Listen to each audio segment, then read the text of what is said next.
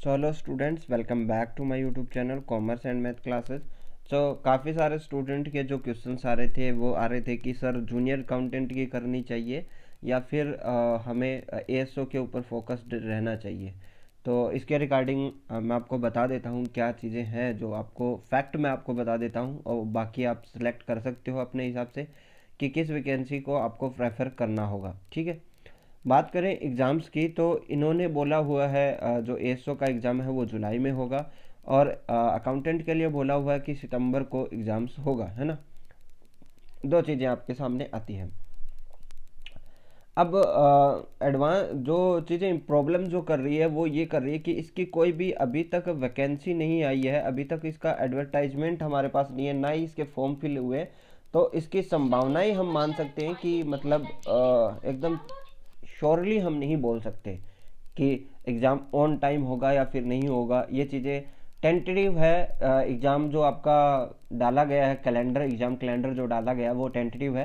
तो लेकिन एएसओ के हमारी सारी प्रोसेस पूरी हो चुकी है, तो इसका अंदर आपको एक पेपर देना है। ठीक है, दूसरी चीज़ ये है कि जो इसके अंदर जो स्टूडेंट एलिजिबल होते हैं वो क्या होते हैं, वो सिर्फ ये है कि जो पीजी कर रखी है, जिन्होंने, जिनके पास सेकंड डिवीज़न किया है और उसके अंदर भी कॉमर्स जिनके पास है, या फिर मैथमेटिक्स से एमएससी जिन्होंने कर लिया, स्पेसिफिक सब्जेक्ट के हिसाब से आपको एलिजिबल करते हैं। तो इसमें कम कैंडिडेट है, लगभग आप 25,000 के आसपास स्टूडेंट है। 28,000 का डेटा था, तो 25,000 के आसपास स्टूडेंट मानिए, और इसमें से तैयारी करने वाले बहुत कम होंगे, बिकॉज एलिजिबिलिटी होना और पढ़ के पेपर देने में डिफरेंस आता है। ठीक है, इसके अंदर जो एलिजिबिलिटी रहती है वो क्या रहती है, ग्रेजुएशन रहती है। तो ग्रेजुएशन रहेगी जब जब यहाँ पे हमें पता चल जाता है कि आर्ट्स वाले स्टूडेंट भी शामिल होंगे, तो आपको पता होना चाहिए कि बड़ी संख्या में फॉर्म भी फिलअप होते हैं और बड़ी संख्या में कंपटीशन भी बढ़ता है। ये एक फैक्ट है। ठीक है, दूसरी चीज़ दूसरी चीज़ इसके अंदर जो सब्जेक्ट आते हैं ना, उसमें से सबसे इम्पोर्टेंट चीज़ है, इसमें जो मेन जो सब्जेक्ट आते हैं, जैसे जो आपका 70 नंबर का जो सेकंड पेपर होता है उसके अंदर कुछ स्पेसिफिक चीज़ें हैं, जैसे स्टैट्स हो गया। ठीक है, वाइटल स्टैटिस्टिक्स हो गया। इसके अंदर से वो लगभग लगभग आपका जो पार्ट है ना, वो लगभग 50% जो है ओनली उस सब्जेक्ट से ही रिलेटेड होता है, जैसे stats economics, vital stat, economy of Rajasthan. अब इसके अंदर 50% तो वो रहता है, 50% तो क्या रहता है, जो हिंदी इंग्लिश है, जो जनरल पेपर होता है ना वो रहता है। और बाकी का जो है कॉमर्स रहता है, उसमें से दो सब्जेक्ट होते हैं वो किसी ने नहीं पढ़े होते। तो इसमें आपको बेनिफिशियल कहाँ पे लगता है, वो चीज़ आपके सोचने वाली बात है कि आप कहाँ पे ऐसे मानते हो कि बेनिफिशियल है। ठीक है, दूसरी बात ये कि जो स्टूडेंट एएसओ की तैयारी कर रहे हैं, जो कॉमर्स से रिलेटेड है, वो कैसे कवर करें इस एग्ज़ाम को, क्योंकि वो एएसओ भी नहीं छोड़ना चाहते, बिकॉज कम कंपटीशन है। और कम कंपटीशन के साथ साथ आपको पता है कि इसके अंदर एक स्पेसिफिक है मैथ। जैसे हम बात करें कि कुछ म्यूचुअल सब्जेक्ट्स हैं, तो वो जूनियर अकाउंटेंट को कैसे देखेंगे। अगर मान लीजिए कि आप जूनियर अकाउंटेंट की तैयारी करना शुरू करते हो, ठीक है, अगर बाई चांस अगर एग्ज़ाम डिले हो जाता है तो आपका ये भी हाथ से निकलेगा, वो भी हाथ से निकलेगा, ये भी समस्या रहती है। और मैं अब बात करूंगा कि म्यूचुअल सब्जेक्ट्स जो हैं, जो जिनसे आप दोनों एग्जाम्स कवर कर सकते हो। पहली चीज़ कंप्यूटर, मैंने कहा था कि कुछ चीज़ें आप पढ़ लीजिए तो आपको कोई दिक्कत नहीं होगी उसमें, जैसे कंप्यूटर। ठीक है, कंप्यूटर आपको पढ़ना ही है। आप चाहे फर्स्ट ग्रेड के अंदर आई थिंक नहीं है, बट जूनियर अकाउंटेंट के अंदर है। ठीक है, दूसरी बात करें मैथ, जो मैथ आरपीएससी लगाती है ना वही मैथ लास्ट टाइम तो थी, अभी पता नहीं क्या चेंज करेंगे, बट इसके अंदर मैथ थी, है ना। तो मैथ आप मान के चलिए मैथ है। दूसरी बात इकोनॉमिक्स, इकोनॉमिक्स है। स्टैट्स, स्टैट्स भी है। ठीक है, राजस्थान जीके, राजस्थान जीके है। और करंट अफेयर भी आप मान सकते हो, करंट अफेयर इसमें दोनों तरफ से सिमिलियर भी पूछा जाता है। जो करंट राजस्थान जीके के अंदर करंट अफेयर का पार्ट दिया रहता है, वही पार्ट इसके अंदर दिया रहता है। तो ये टॉपिक्स जो है ना, ये आपके सिमिलियर ही रहते हैं। ठीक है, आपके अलग टॉपिक कौन से हैं, हिंदी, इंग्लिश, ये टॉपिक्स आपके अलग से हैं। कंप्यूटर है, मैथ तो आएगी इसके अंदर, मैथ आ गई, कंप्यूटर आ गया, राजस्थान जीके आ गया। ठीक है, तो ये चीज़ें आपकी क्या रहती है, जनरल साइंस इसमें नहीं है, जनरल साइंस अलग से रहती है। तो ये टॉपिक्स आपके होते हैं। अब सेकंड पार्ट से आपके इकोनॉमिक्स और स्टैट्स आपकी लगभग कवर होती है। तो ये चीज़ें आपके लिए कॉमन रहती है जूनियर अकाउंटेंट के एग्ज़ाम में। लेकिन हमारे लिए समस्या ये आती है कि अभी तक उसकी कोई मतलब विज्ञप्ति नहीं आई है, ना ही हम ये मान सकते हैं कि ये एग्ज़ाम फिक्स है, बिकॉज अभी तक कुछ विज्ञप्ति वगैरह सब कुछ हो जाता है तब हम सोचते हैं, क्योंकि अगर फरवरी में विज्ञप्ति आती है तो फिर फरवरी में तो फॉर्म भी फिलअप होंगे।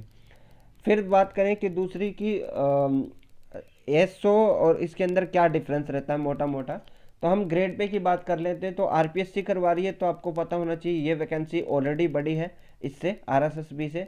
आरएसएसबी जूनियर अकाउंटेंट का एग्ज़ाम करवा रही है, पहले नहीं करवाया बिकॉज पहले उस टाइम में ये बोर्ड ही नहीं था। ठीक है, ये बोर्ड आया था, पटवारी का एग्ज़ाम हुआ था 2015 के अंदर तब।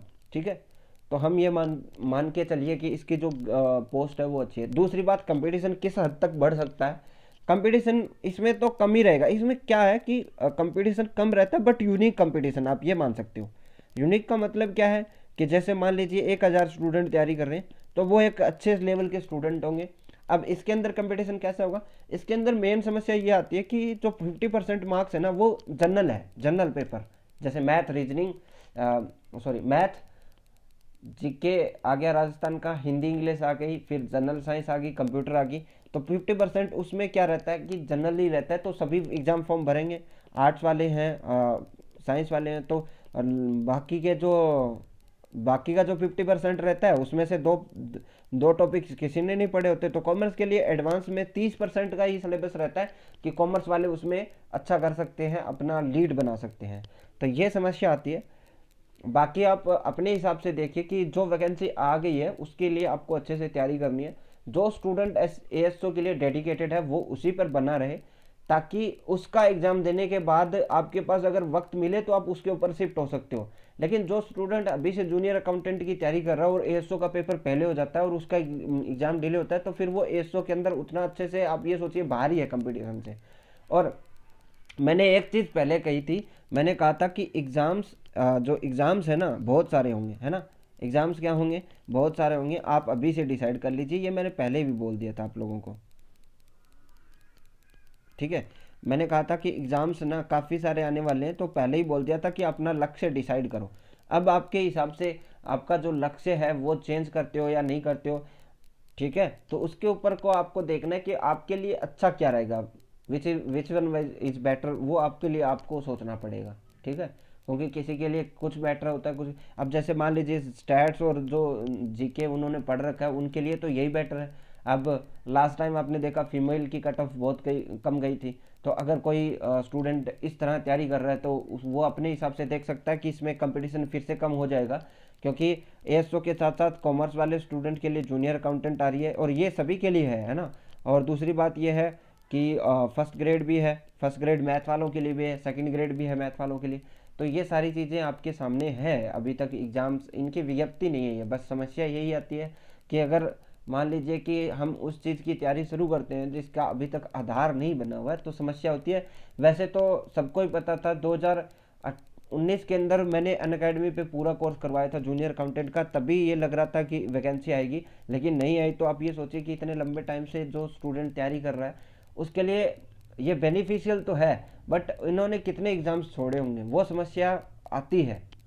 ठीक है, लेकिन आप अगर पढ़ते रहते हैं, जैसे मैंने पहले ही बोला था कि राजस्थान जी के, स्टैट्स, इकोनॉमिक्स, ये आप पढ़ रहे हो ना, ये आपके काम आएगी, डेफिनेटली आएगी। कॉमर्स के लिए स्टूडेंट के लिए तो वन ऑफ द बेस्ट चीज़ है कि आपके लिए स्टैट्स और इको आपको पढ़नी है, कहीं पे जाओ कहीं पे पढ़नी पड़ेगी।